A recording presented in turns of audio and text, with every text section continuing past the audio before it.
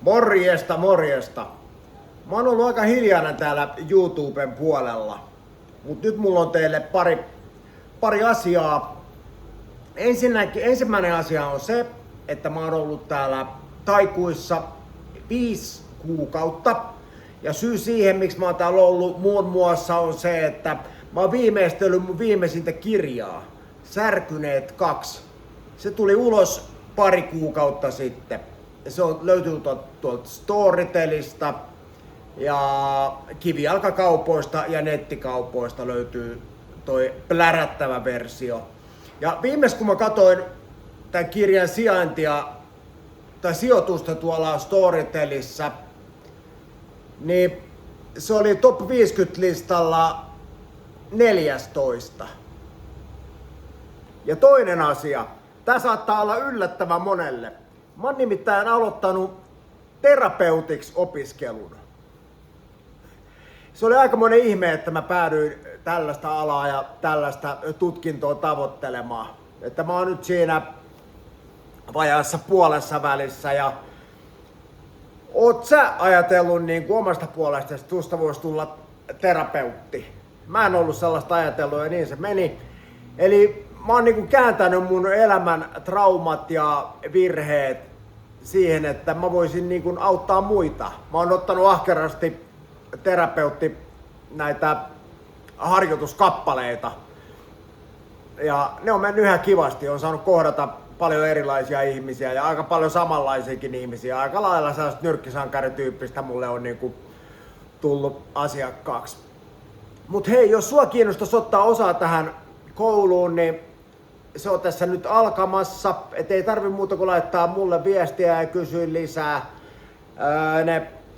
Miten muuhun saa viestiä, niin ne lukee tuossa alla. Ja se koulutus edellyttää, että vähän olisi jo miettinyt ja käynyt terapiassa noiden niin kuin omien traumojen kanssa. Että ollaan niin kuin hipattu, että kun me ollaan synnytty, niin meillä on niin kuin äiti aiheuttanut meille tiettyjä traumoja, isä aiheuttanut tiettyjä traumoja. Ja sitten kun siitä on ollut taas seurauksia, niin me ollaan hölmöilty meidän elämässä, tehty tätä ja tota. Sitten meillä tulee jossain vaiheessa se itsetutkiskelukausi, stop. Silloin tulee stoppikausi. Ja se, että me lähdetään kehittämään itteemme, niin silloinhan me lähdetäänkin rullaamaan nyt meidän traumoja taaksepäin. Eli me lähdetään niin kuin purkamaan niitä. Eli me lähdetään, miksi me tehtiin tää, miksi me tehtiin toi ja miten mä voisin toimia toisin. Mites tää äiti juttu menikään, mites tää isä juttu menikään. Ja sit loppujen lopuksi me saadaan rullattua, mitä enemmän me saadaan rullattua niitä traumoja takaisinpäin, niin sitä parempi olo meille tulee. Ja sit siinä on vielä se, kun me ollaan saatu käsitelty nyt omia traumoja, niin meidän on helpompi auttaa muita. Ja tää koulutus, missä mä oon ollut, niin se on aika paljon ollut sellainen kahden kesken. Et se on aika niin kun, ollut tällainen niin kun henkilökohtainen. Ja siis on suunniteltu silleen, että se voi tarvittaessa tehdä etänä. Mähän on ollut taikuus monta kuukautta. Ja hinnaltaan se on sellainen, että kenellä tahansa työtä tekevällä on siihen varaa.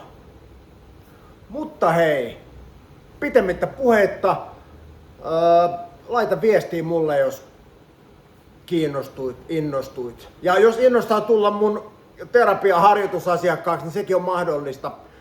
Kaikki kartoitukset ja tuollaiset kyselyviestit, niin ne on maksuttomia.